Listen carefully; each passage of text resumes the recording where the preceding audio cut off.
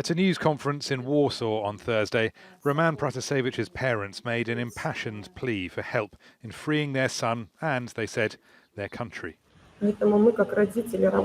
We as parents, we're asking dear people, dear journalists, dear presidents, dear governments, with some kind of influence on Lukashenko, on his regime, so that he can stop torturing the wonderful young, bright youth and stop all of the evil things that he is doing at the moment.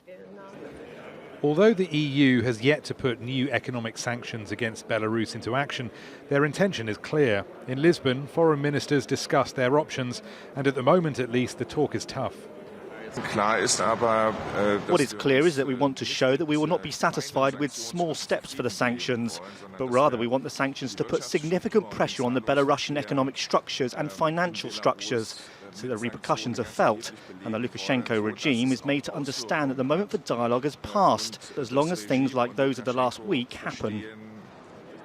As to what the sanctions will be, Belarus's foreign financial transactions could come under fire, also its oil sector and one of its key exports. I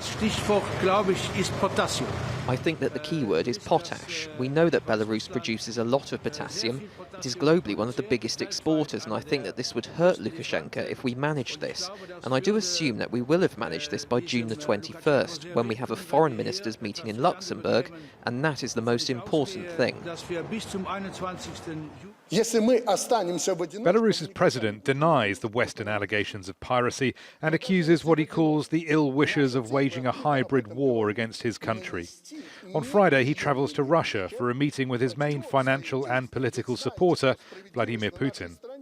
Russia has started to refuse landing permissions for European planes avoiding Belarusian airspace. It's a sign Moscow wants to push back against what it sees as a shared threat.